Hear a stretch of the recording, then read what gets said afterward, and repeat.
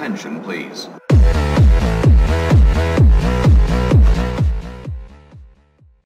Hello and welcome everybody to my very first mod review. My name is Anton and this is SteamPunk'd. SteamPunk'd is a mod for the 1.7.10 version of Minecraft and Forge, and if you'd like to try it out, it'll be in the description below. This is my first mod review, guys, so if you do like this and you want to see more, please let me know in the comment section. And also, if you have any ideas or tips that may help me out in future, please don't forget to let me know. Now, steampunk is basically a subgenre of science fiction, and it introduces steam-powered machinery.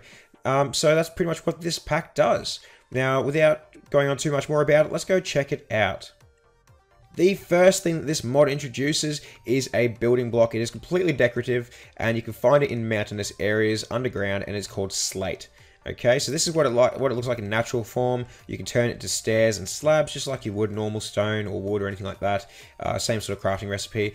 And then you could also turn it into bricks, okay, or brick blocks, just like you would normally with any sort of stone, I guess. So that's basically that.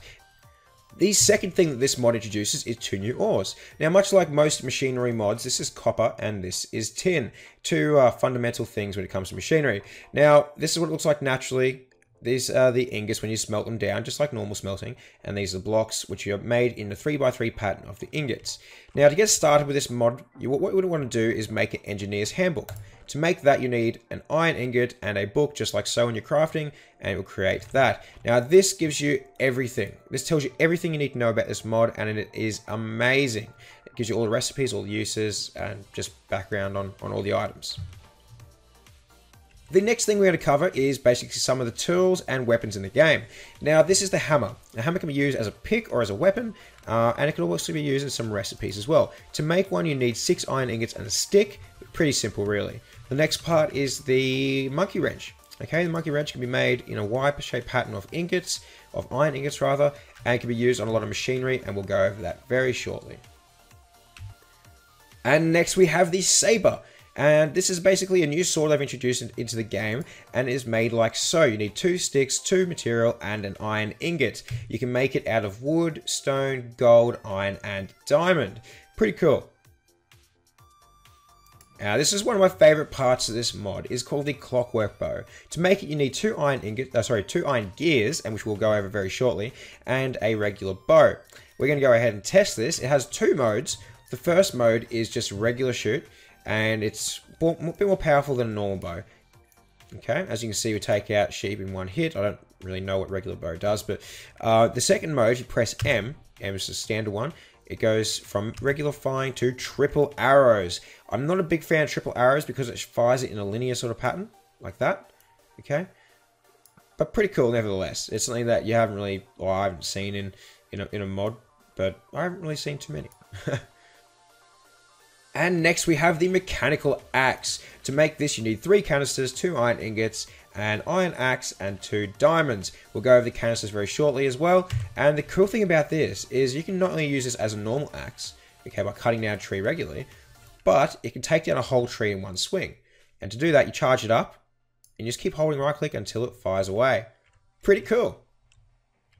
Okay, next we get into some of the crafting items, and the first thing is the iron gear. To make it, it's quite simple, 4 iron ingots and a stick. And after that, we'll have our canister. To make that, we need 4 iron plating, which we'll go over very shortly as well. Pretty simple. And the iron plating and copper plating, this is what we need the hammer for. Okay, so you put your hammer down, drop the hammer down, and have your 4 of your copper or your iron. Okay, pretty cool. Now, this little gadget's pretty interesting. You don't really need this until a bit later. We'll go over that shortly. But it's called the mechanism. So to make a mechanism, you need 3 iron gears, 2 gold nuggets, 3 redstone, and a stick. It's used in something called an automation, which is probably my favorite part of this mod. We'll go over that pretty shortly. Okay, these next 3 items are basically piping that are used for the machines, and the first one is just regular pipe, and it transfers fluids and such, and you make it with 4 iron ingots and 2 canisters. Now this is a valve, and you make that with 4 iron ingots and a red rose. As you can see, we use a lot of iron in this mod pack, or this mod rather, and it's pretty interesting. Now, to make this is basically a pipe with a valve on it. It's 4 pipes and 1 valve. Next we have the mining drills. To make these you need 4 iron ingots, 3 canisters, and a stick. And to upgrade it to the diamond tipped mining drill, you need 3 diamonds, 2 canisters, the original mining drill, and an iron ingot. Now, we're going to go ahead and test these out, because I've been told that they're faster than a regular pick. We're going to go ahead and use it against the iron hammer, or the hammer. Iron hammer, there you go. Okay, it would help if I got out of creative mode. But to use the hammer, we'll just use that normally. Yeah, it's pretty quick, to be honest. What about the drills? About the same speed. Now, this mod is pretty new too, so they're still going to be, I haven't completed it yet. It's a little bit faster. Not too bad. But yeah, not too bad. Pretty cool. Next, we have the armor they've introduced to the game. Now, this is pretty cool. They all each have a different sort of feature. Now, we're going to go through and test each one of these. And to start with, we're going to talk about the flying goggles. The flying goggles allow you to fly pretty much any height you want with the jetpack, which we'll go over shortly as well. To make these, you need 4 leather, a gold ingot, a copper ingot, and 2 glass planes. Pretty simple. Now, to make the jetpack, you need 3 iron ingots, an iron chest plate, and 2 canisters. Okay, we'll chuck that on. Now to use it, all you do, I'll put that there, is hold jump. Now the cool thing about it is as you hold jump, as you're coming down, as you hold jump, it slows you down and brings you back up, just like you'd expect a jetpack to work.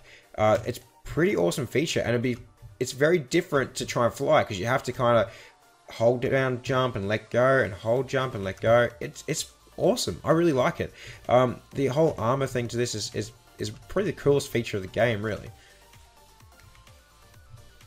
Okay, now that we have our jetpack, let's give it a real test out, because we have our goggles as well. So without the goggles, I'll show you how far we can go. Now, it does restrict it. It's pretty high, though, because I wouldn't think you'd be too concerned about not going any higher than this. But the goggles allow you to go for even higher. So that's about it. Okay, you can see we're kind of hovering, going up and down, okay? But if we put our goggles on, okay, we're just going to go back up, and we'll show you, should be able to go even higher. Yeah, so there you go. That's what the goggles do, and that's what the jetpack does. Okay, next we're going to cover the boots. We have the piston boots and the mechanized boots. I'm wearing the piston boots right now, and what they do is basically help cushion your fall. So if we fly and land, there you go. Doesn't hurt you. But if you take them off, it hurts, okay? As you can see, it actually takes some steam out of it. Each of these don't have durability, they have steam, okay? Which is pretty awesome. And it's pretty easy to basically fix them or replenish them. I'll show you shortly. But these tend to make a pretty cool sound if I can get it going. Doesn't seem to be working. Okay. Normally you can actually hear them make a piston sort of sound when you jump. I don't know why it's not working that time, but that's okay. The mechanized boots, they basically give you an extra high jump. Okay, so you can jump 2 blocks, like so, and you can also run up single block heights. So I've made these stairs behind just to show you what I mean. Pretty cool. It also cushions your fall, and you can see it uses the steam as well. Okay, the next part of this mod is basically what makes this a SteamPunk'd mod, and it is the steam powered machines. Now, this is a machine block, and to make it you need 8 copper plating and a redstone. And you'll need that in all of these recipes. This one here is the steam boiler. This is what generates our power. We need 5 copper ingots, a machine case, 2 canisters, and a furnace.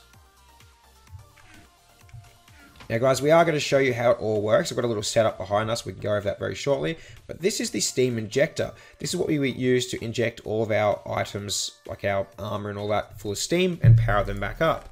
We need 5 iron ingots, machine case, and 2 canisters. Here we have the steam furnace. This is what we use to smelt down our ores and basically anything else. So we need 3 copper ingots, 3 fluid pipes, a machine case, and 2 furnaces. Now this sucker here is called the steam blaster, as you can see on that side there. To make it we need 2 copper ingots, iron bars, 2 canisters, and a machine case. Now our little setup behind us here, as you can see, the steam boiler takes water.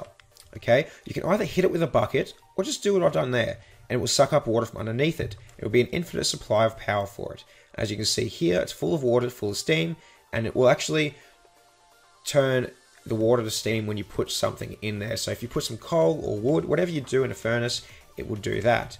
Now these are what transfers the steam to the machines. And to do so, we need to get out our monkey wrench, or you can use a redstone signal, okay? But you can use a monkey wrench. As you right click, it will turn off and on. Now right now that's off. And you can see there, this for some reason does not actually move any steam into there. If you put it into there, it will start generating the steam or replenishing it. Okay, pretty cool. Now this sucker here is the furnace, same sort of thing. Put some stuff in there and it will smelt it down. Okay, it doesn't need fuel. The fuel is the steam. Pretty cool. And the steam blaster. This one doesn't need anything except for a redstone signal. Okay, you can't click on it, can't add fuel, which I suspect they'll probably add to later in the or in the next few versions of the mod. But basically, you put a redstone signal and it will push any entities or yeah, basically entities or items and stuff off the ground. So we can chuck that on the ground there, and you see it pushes it along. Okay, for the final part of this review, we're going to go over the automations. Automations are like little machines, little robots. They are awesome. This is my favorite part of the mod. Okay, I've got a little setup behind us to show us how to make them and set them all up and everything. But to start with, we're going to need the Tinker Station. This is quite expensive as we need 3 blocks of iron, 2 iron ingots, an iron hammer, 2 iron gears, and an anvil. So just heaps and heaps of iron. But this is what we use to actually put our machine together, our automation. And automations run, not only do they run on Steam, but you need to program them, and you program using punch cards. Now, to make a punch card machine, you need 3 spruce wood planks, or 2 spruce wood planks, 3 wood planks, 2 buttons, and a blank punch card. Okay, the next 3 parts are basically upgrades for our automation. We have the cybernetic eye, the gearbox, and the reinforced plating. To make each one, okay, the cybernetic eye, we need 3 iron ingots, spider's eye, and 4 redstone. For the gearbox, we need 6 iron ingots, 2 iron gears, and redstone. And for the armor plating, we just need 8 iron plating. Okay, pretty cool. Last 3 things, we have our blank punch card, which we need 3 paper and 3 sticks. This next one is called an automation reprogrammer. I haven't tested it out. I think I've tried a little bit, but didn't quite work. So this could be another thing that they're trying to add in later. But to make it, you need 3 gold nuggets. You need 2 redstone. That shouldn't be in there. And a blank punch card. I'm going to just set the time today. Cool. And this puppy here, what is this? This is the automation nameplate. Okay, so we can actually... Oh, they've spelled it wrong. Huh. Okay, so you can actually... like name your automation, which is pretty cool. And to make that, you just need a blank punch card and an iron ingot. Okay, to make our automation, we need to actually set up our tinkering bench and add some steam to it, which we have done here. Okay, I think that's on. Let's check that out. Yeah, so it's full of steam anyway, doesn't really matter. So to start with, what we need is our automation, our iron plating, gearbox, reinforced plating, and cybernetic eye. Now to start with, you can put the automation in there, but I do not believe it'll craft it. No. Okay, so we need to actually give it the 2 main parts to it, which is the iron plating and also the mechanism. There we go. So that's the mechanism we're talking about.